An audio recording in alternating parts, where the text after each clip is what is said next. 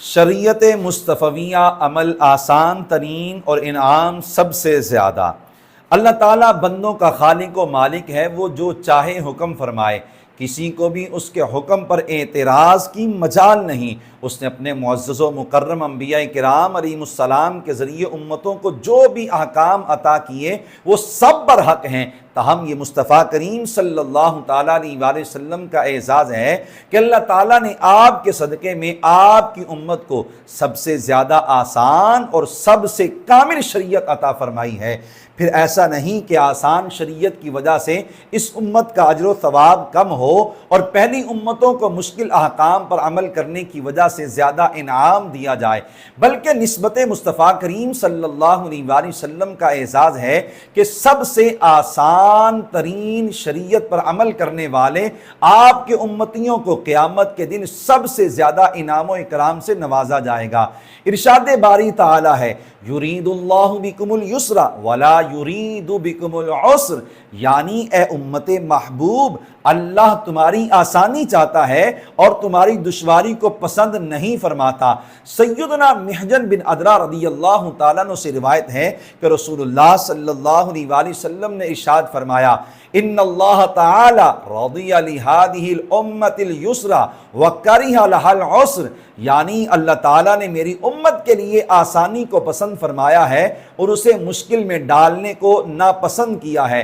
سرور عالم صلی اللہ علیہ وآلہ وسلم کو عطا ہونے والی پاکیزہ ترین، کامل ترین اور آسان ترین شریعت میں گزشتہ شریعتوں کے مشکل احکام کو منسوخ کر دیا گیا ہے اور مشقت کی صورت میں رخصتیں عطا کی گئی ہیں۔ مثلا نمبر 1، پہلے حکم تھا کہ کپڑا ناپاک ہو جائے تو اسے کاٹنا پڑے گا، مگر ہمیں حکم ہے کہ پانی وغیرہ سے پاک کر لو، یہی کافی ہے۔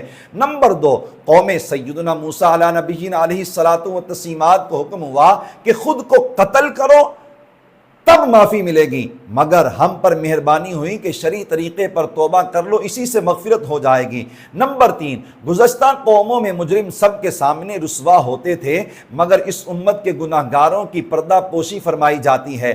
نمبر 4، پہلے غلطی اور بھول پر بھی گرفت ہو جاتی تھی، مگر ہم پر یہ احسان ہے کہ بھول اور خطا کی صورت میں کوئی گناہ نہیں، تاہم کچھ احکام میں ان کا ازالہ لازم ہوتا ہے۔ نمبر 5، پہلی امتیں جہاد کرتی مگر دشمنان اسلام سے حاصل ہونے والی غنیمت کو استعمال نہیں کر سکتی تھیں۔ یہ امت مصطفیہ صلی اللہ علیہ وآلہ وسلم کا اعزاز ہے کہ جہاد کر کے رب کریم سے اجر و انعام بھی پاتی ہے اور دشمنوں سے ملنے والی غنیمت بھی مبارک مال کے طور پر استعمال کرتی ہے۔ نمبر 6، پہلی قوموں پر پابندی تھی کہ نماز فقط عبادت گاہ میں ہی ادا کرنی ہے، جبکہ ہم کسی بھی پاک جگہ پر نماز ادا کر سکتے ہیں۔ نمبر 7، طہارت حاصل کرنے کے لیے پانی کے استعمال پر قدرت نہ ہو تو ہمیں تیمم کی سہولت عطا کی گئی ہے۔ نمبر 8، شدید بیمار اور شرعی مسافر کے لیے رمضان کا روزہ چھوڑنے اور بعد میں قضا کرنے کی اجازت ہے۔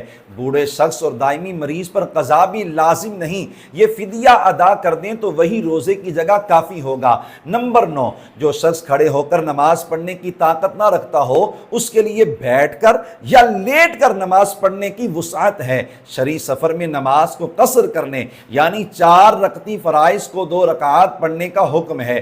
اس آسان ترین شریعت پر ملنے والے اجر کا اندازہ اس حدیث مبارک سے کیجئے۔ سیدنا عبداللہ بن عمر رضی اللہ عنہما نے رسول کریم صلی اللہ علیہ وآلہ وسلم سے روایت کیا کہ امت مصطفیہ کو ملنے والے اجر و انعام پر یہود و نصارہ غصے میں آ کر کہنے لگے، نحن اکثر عملا واقل عطاء، یعنی اے اللہ ہماری عمریں لمبی ہیں اور اعمال زیادہ ہیں، جبکہ امت مسلمہ کی عمریں کم ہیں اور اعمال آسان ہونے کے ساتھ ساتھ تھوڑے بھی ہیں، اس کے باوجود انہیں اجر و ثواب ہم سے زیادہ ملا ہے۔ وہ کیوں؟ رب کریم نے فرمایا، حل ظلمتکم من حقکم شیئا، یعنی کیا میں نے تمہیں تمہارے حق سے کم دیا ہے؟ تمہیں ملنے والا اجر و ثواب تمہارے اعمال سے کم ہے؟ وہ کہیں گے نہیں، یعنی ہمیں پورا ملا ہے، مگر انہیں زیادہ کیوں عطا ہوا ہے؟ رب کریم فرمائے گا، فَإِنَّهُ فَضْلِي أُعْطِيهِ مَا شِئْتُ، यकीनन ये मेरा फजलो करम है, मैं जिसे चाहूँ अता करूँ। ये निस्बत मुहम्मदिया सल्लल्लाहु अलैहि वसल्लम का एजाज़ व इकराम ही है कि आसान तरीन शरीयत के बावजूद इस उम्मत को एक नेकी पर 10 गुना से 700 गुना तक, बल्कि कभी इससे भी ज़्यादा इनाम व इकराम से नवाजा जाता है। हमारे दौर में शरीयत मुबारक पर अमल के हवाले से जो सुस्ती और नालायकी है वो सब जानते हैं। इसके साथ साथ लोग बहाना भी बनाते हैं कि इस दौर में दीन पर चलना बहुत मुश्किल है। मजीद ये कि आसानी और मुश्किल का मेयार भी अज खुद तय कर लेते हैं और जो हुक्म अपने मफादात के खिलाफ हो उसे मुश्किल कहकर छोड़ देते हैं। कितनी शर्म की बात है कि अल्लाह ताला ने आसान तरीन शरीयत अता फरमाई, फिर उस पर बेशतर सवाब की बशारत से नवाजा। इसके बावजूद हम शरीयत पर अमल नहीं करते और उल्टा मुश्किल होने का बहाना बनाते हैं। शरीयत मुस्तफ़विया हरगिज़ मुश्किल नहीं, ताहम इस पर अमल के लिए ख्वाहिशात को छोड़ना पड़ता है। नीज़ क्या मुश्किल है और क्या आसान है, इसकी वजाहत भी शरई उसूलों से होती है। हमें चाहिए कि रहमत इलाही पाने के लिए दिलो जान से अपने आका करीम सल्लल्लाहु अलैहि वसल्लम की शरीयत मुतहरा पर अमल करें।